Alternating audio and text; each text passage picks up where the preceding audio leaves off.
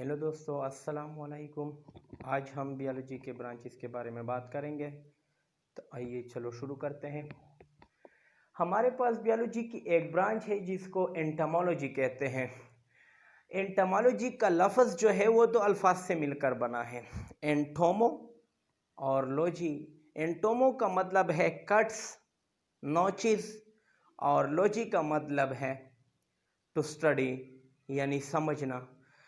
तो बियोलॉजी के इस ब्रांच में हम उन लिविंग ऑर्गेनिज्म की बात करते हैं, उन लिविंग ऑर्गेनिज्म को समझते हैं जिन लिविंग ऑर्गेनिज्म के जिस्म में कट्स पाए जाते हों। जिस तरह के तब सवाल पैदा होता है कि ऐसे लिविंग ऑर्गेनिज्म कौन से हैं जिसके जिस्म में कट्स पाए जाते हों।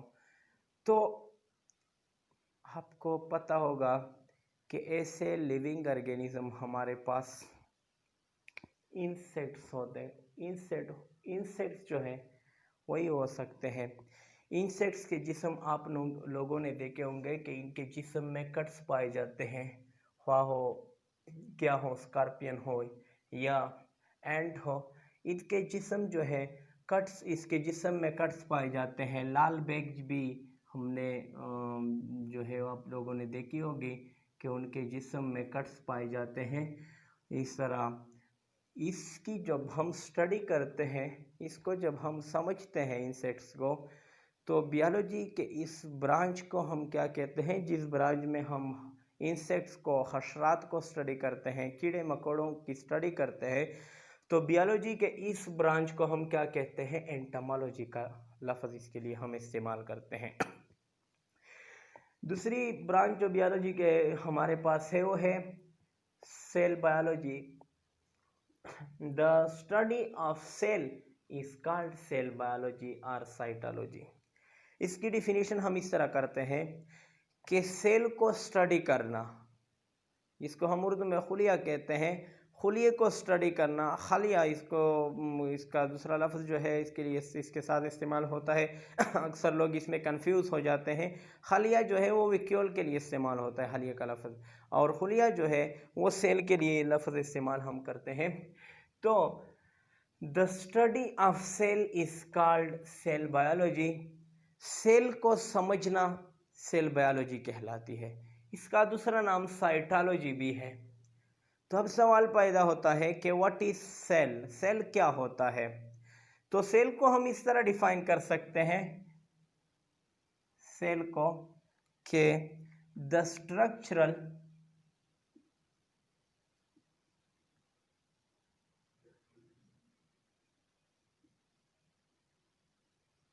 एंड फंक्शनल यूनिट ऑफ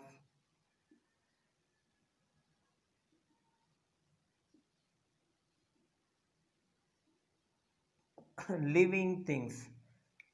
आप लोगों ने देखा होगा कि दीवारें जो है वो ईंटों से बनती है। एक बड़ी दीवार होती है, लेकिन दीवार का एक छोटा हिस्सा होता है, छोटे छोटे हिस्सों से मिलकर बनती है, और इन छोटे हिस्सों को यूनिट्स कहते हैं, इकाई कहते हैं।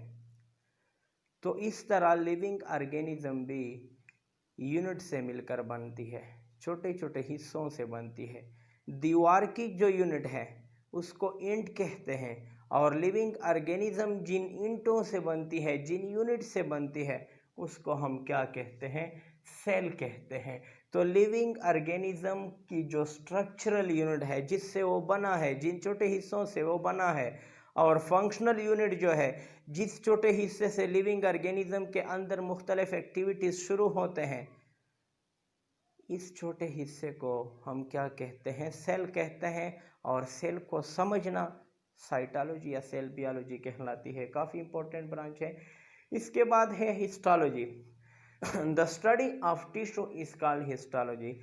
तो टिश्यू को समझना, किस चीज़ को समझना, टिश्यू का मुताला करना या टिश्यू को समझना हिस्टोलॉजी कहलाती है। तो सवाल पैदा होता है कि व्हाट इज टिश्यू, टिश्यू क्या होते हैं।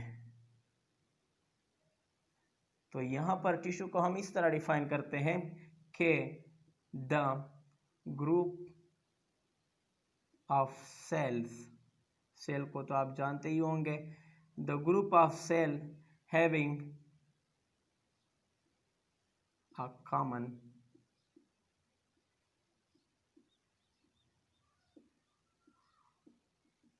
फंक्शन। जिस तरह के दीवार जो है एक ईंट से नहीं बनती, बहुत ज़्यादा ईंटें आपस में मिल जाती है तो इससे दीवार बन जाती है, इस तरह लिविंग ऑर्गेनिज्म भी एक सेल से नहीं, बस ऐसे लिविंग ऑर्गेनिज्म हैं जो एक सेल से बनते हैं, या और बहुत से अक्सर लिविंग ऑर्गेनिज्म जो है वो बहुत ज़्यादा सेल से मिलकर बनते हैं और ये सेल ग्रुप्स की शक्ल में होती है। आप लोगों ने देखा होगा कि घर में मुख्तलिफ़ किस्म के ब्रिक्स मिलते हैं। फॉर एग्ज़ाम्पल फर्श के जो ब्रिक्स होते हैं वो अलहदा होते हैं, छत के जो ब्रिक्स होते हैं जिसको हम टाइल कहते हैं वो अलहदा होते हैं, दीवार जिस ब्रिक से बनती है वो अलहदा किस्म की होती है।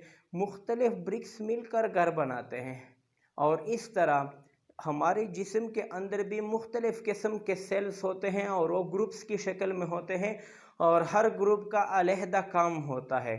तो सेल का ऐसा गिरोह जो जिस्म के अंदर ग्रुप की शक्ल में मौजूद हो और एक अहम और एक अलहदा और एक अपना ही अलग काम सर अंजाम दे, तो इस ग्रुप को हम क्या कहते हैं? टिश्यू कहते हैं। और the group of cell having a common function, cell का वो गिरोह जो आपस में एक महसूस काम सर अंजाम दे उसको हम टिश्यू कहते हैं। तो टिश्यू को समझना, टिश्यू को स्टडी करना, टिश्यू का मुताला करना, टिश्यू कौन से खुली सेल से मिलकर बना है, कैसे बना है, किस तरह बना है, कैसे फंक्शन कर रहा है, इन तमाम बातों को उसका स्टडी करना क्या कहलाती है? हिस्टोलॉजी कहलाती है। अगली ब्रांच है हमारे पास embryology. The study of embryo formation from formation to change in young one is called embryology. The study of embryo, इस डिफिनेशन के दो हिस्से हैं। पहले हिस्से में हम कहते हैं कि the study of embryo, embryo को स्टडी करना। एम्ब्रियो क्या होती है? एम्ब्रियो जो है वहाँ पर हम डिफाइन करेंगे कि embryo, what is embryo, embryo क्या होती है। एम्ब्रियो जो है वो जरहेज अंडे को कहते हैं। लिविंग ऑर्गेनिज्म रिप्रोडक्शन करते हैं, ये लिविंग ऑर्गेनिज्म की एक कैरेक्टरिस्टिक्स है, बच्चे पैदा करने का अमल जो है वो रिप्रोडक्शन कहलाती है। तो रिप्रोडक्शन के दो अकसाम है, सेक्सुअल और एसेक्सुअल। सेक्सुअल रिप्रोडक्शन में मेल और फीमेल गैमीट आपस में मिलते हैं, ठीक है। तो मेल और फीमेल गैमीट के मिलने से जो चीज़ बनती है उसको हम एम्ब्रियो कहते हैं। मेल गैमीट को हम स्पर्म और फीमेल गैमीट को हम ओवा, या इसको हम पौधों में अगर हम ले लें तो ओव्यूल और पोलन ग्रेन इसको हम कहते हैं। तो जब ये गैमीट आपस में मिलते हैं तो इसके मिलाप से जो स्ट्रक्चर बनती है, कौन सी चीज़ जब आपस में मिलते हैं? स्पर्म प्लस ओवा। तो ऐसा एग या ऐसा ओवा जिसके साथ स्पर्म मिला हुआ हो, ऐसे ओवा को हम क्या कहते हैं? ऐसा ओवा जिसके साथ स्पर्म मिले उसको हम क्या कहते हैं? एम्ब्रियो कहते हैं। इसको हम उर्दू में जरहेज अंडा कहते हैं। उर्दू और हिंदी में इसको क्या कहते हैं? जरहेज अंडा। तो the fuse, when sperm and ova fuse together they form an embryo. zygote and zygote change into embryo। सबसे पहले zygote बनती है, zygote से embryo बनती है। तो जरहेज अंडे को, वो अंडा जिसके साथ स्पर्म मिले, जिसके साथ स्पर्म मिला हुआ हो उसको हम एम्ब्रियो कहते हैं। और एम्ब्रियो की स्टडी करना, एम्ब्रियो की स्टडी करना बनने से लेकर इससे बच्चा बनने तक के मराहिल को स्टडी करना एम्ब्रियोलॉजी कहलाती है। यंग वन कहते हैं बच्चे को। तो ये दी डिफिनेशन का दूसरा हिस्सा है, from formation to change in young one. तो एम्ब्रियोलॉजी किसे कहते हैं? The study of embryo, embryo की स्टडी करना, कहाँ से कहाँ तक? From formation to change in young one, embryo की स्टडी करना, लेकिन बनने से लेकर इससे बच्चा पैदा होने तक के मराहिल का स्टडी करना एम्ब्रियोलॉजी कहलाती है। अगली हमारे पास जो ब्रांच है वो है genetics. Genetics is the study of gene and inheritance. Gene और इनहेरिटेंस के मुतालिक को हम क्या कहते हैं? जेनेटिक्स कहते हैं। तो जीन किसे कहते हैं? सबसे पहले हमारे साथ सवाल पैदा होता है कि व्हाट इज जीन, जीन क्या होता है?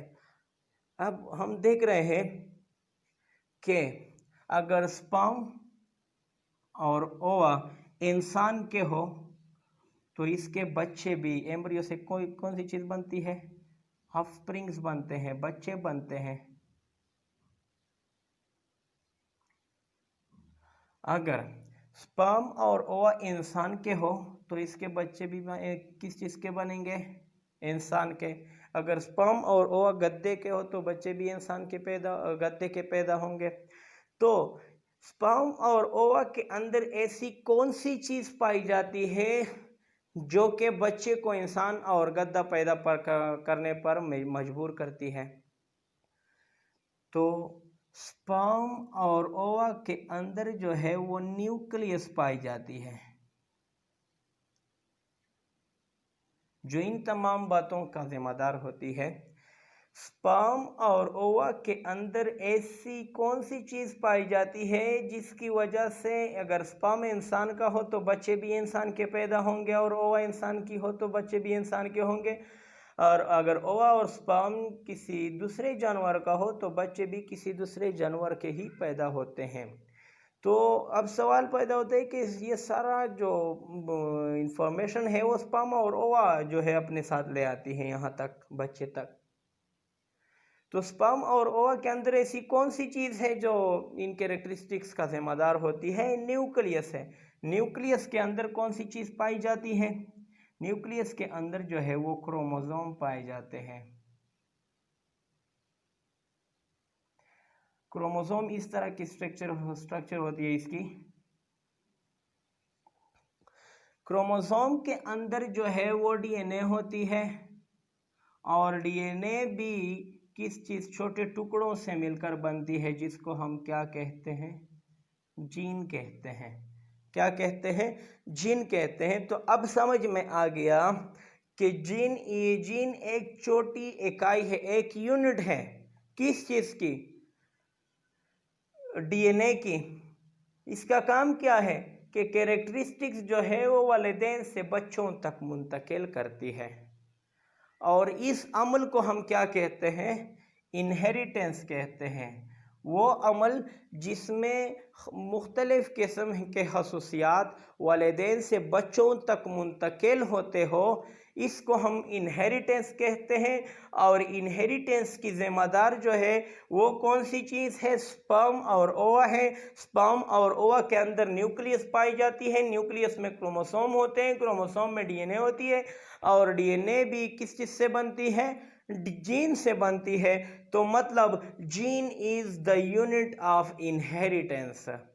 Gene is the unit of inheritance. Gene जो है इनहेरिटेंस की इकाई है जो कि वालिदैन से बच्चों तक कैरेक्टरिस्टिक्स मुंतकिल करती है, और जीन और इस इनहेरिटेंस को स्टडी करना जेनेटिक्स कहलाती है।